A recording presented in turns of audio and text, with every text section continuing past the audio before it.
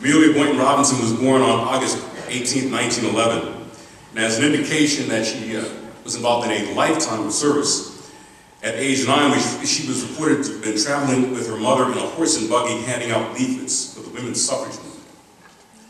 Now, starting in the 1940s, the home of Amelia and her husband, Sam Boynton, became a meeting place and shelter for civil rights activists and supporters, including George Washington Carver, Rosa Parks, Martin Luther King Jr., Mary McLeod Bethune, Ralph Bunche, Robert Kennedy, Duke Ellington, Joan Baez, Dick Gregory, Dorothy Height, Count Basie, Bill Cosby, John Lewis, Joseph Lowry, Andrew Young, as well as foreign dignitaries and many other heroes and heroines of the civil rights movement.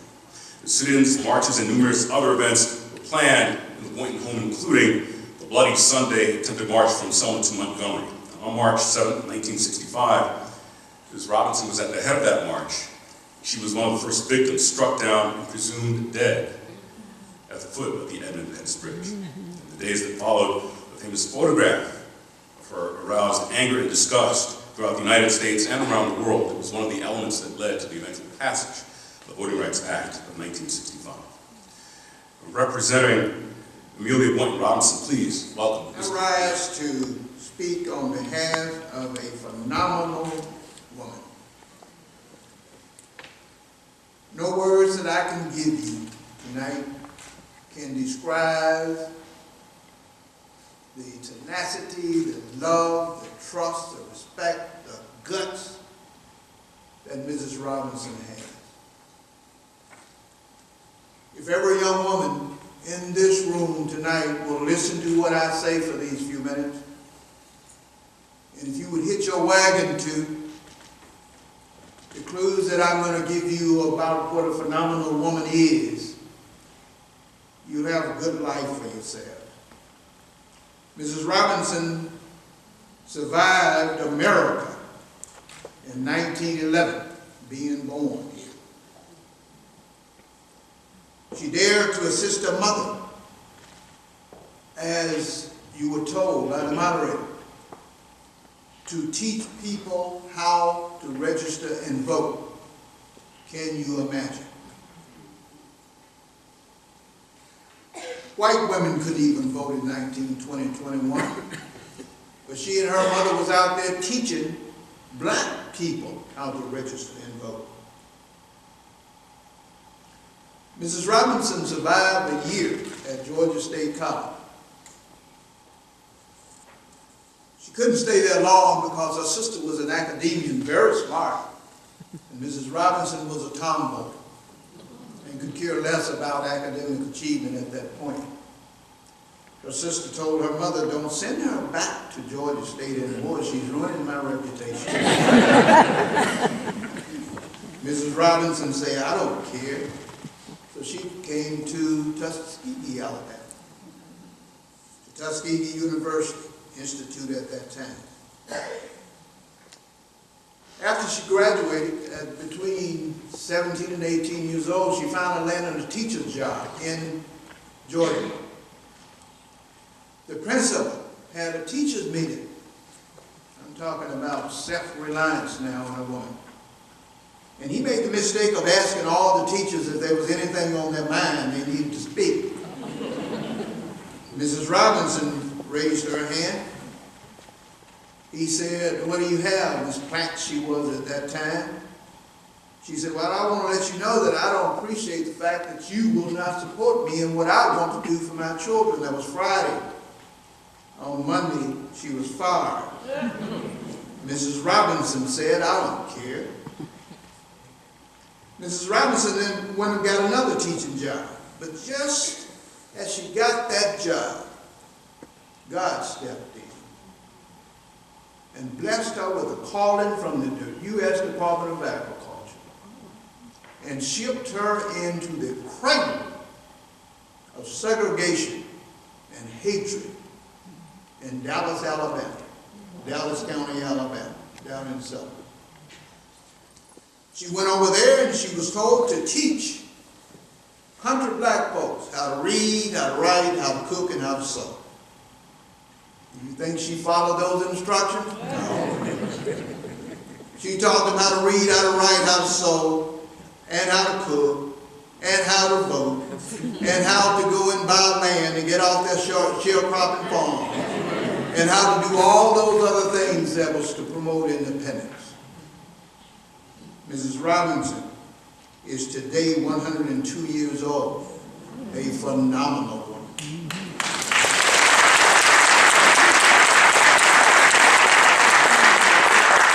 Mrs. Robinson survived death threats in the middle of the night. Gonna blow your house up, burn your house down.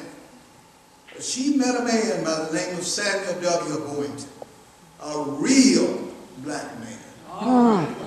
And some of you know, can feel what I'm talking about. Because when you're shucking and jiving and bull-shucking, you ain't no real black.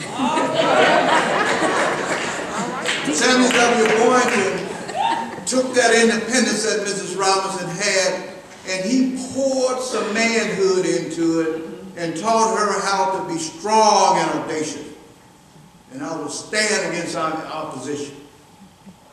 And when it got a little tough one time and Mrs. Robinson decided that she may want to go to Philadelphia with her family, Mr. Boynton Robinson told her, "We're not going nowhere. No man will run me away from my home." So they stayed the course. Mr. Boynton couldn't take it. He died of being threatened and intimidated, harassed and abused, arrested for nothing, based on lies. And that was a turning point. Because a black minister in that community had enough audacity and guts to say, we're going to hold a memorial for Mr. Boynton. The deacons in that church said, "No, you're not either. You ain't holding no memorial here. You know white folk don't like him, and we're not going to let you do that to us." Reverend Henderson said, "If I can't have it in the church, I'll have it on the street." Shame those deacons into coming around. Sheriff Jim Clark came to that memorial. And anybody in here black who don't know who Sheriff Jim Clark is, you sure have not been doing your history. He was a very mean sheriff who arrested Mrs. Boynton after Mr. Boynton died for nothing and got everybody who attended that memorial fired from their jobs the next Monday morning. Sheriff Jim Clark walked up to Mrs. Robinson one day when they were trying to go into the courthouse to register and told her to go over there with those other Negroes, quote unquote, on the Negroes. She told Sheriff, "You think she went?" No. She told Sheriff Jim Clark, "I'm going to my office, real estate and insurance." He said, "I said, you get over there with those other Negroes." She said, "I said, I'm going back to my office."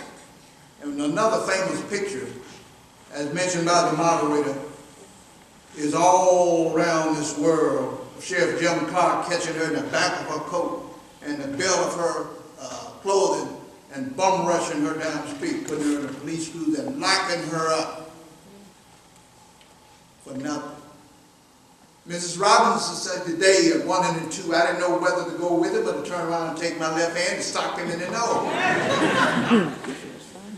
And they said, "Mrs. Robinson, go on with them, we'll join you." She didn't believe those black folks. Because you know those black folks were scared of Jim Clark, they were scared to go to jail. But blessed be,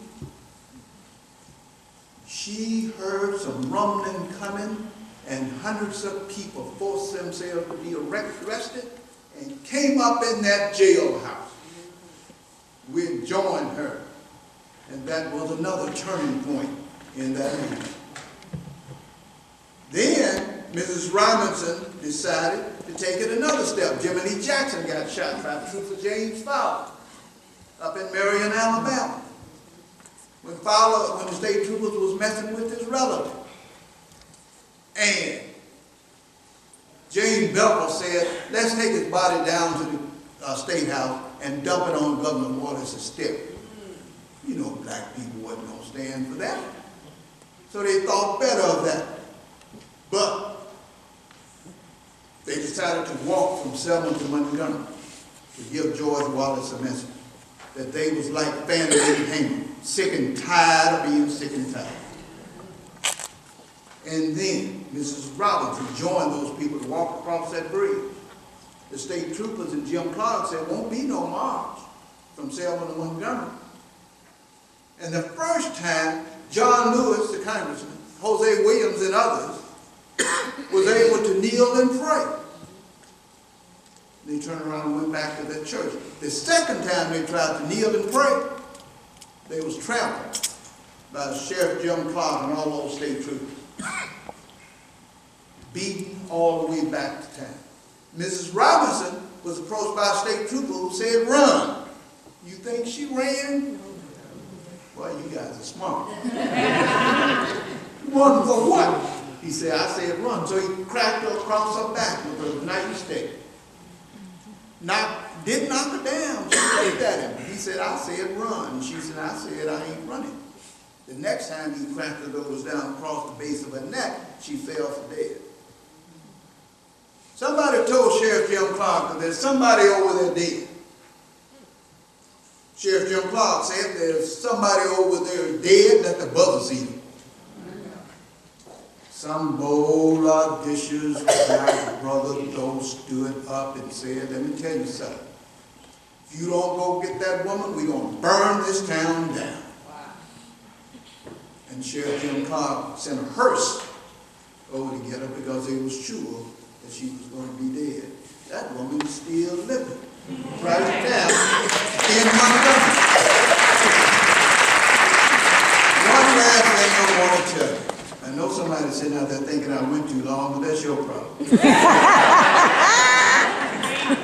The last thing I want to tell you why she believes in God. This woman cannot swim today, never been able to swim. She and her third husband, she's been out living a bunch of folks, went to Savannah and got into a boat to go to an island. A big boat came by, splashing, overturned the little boat. Now, even the captain of that boat drowned.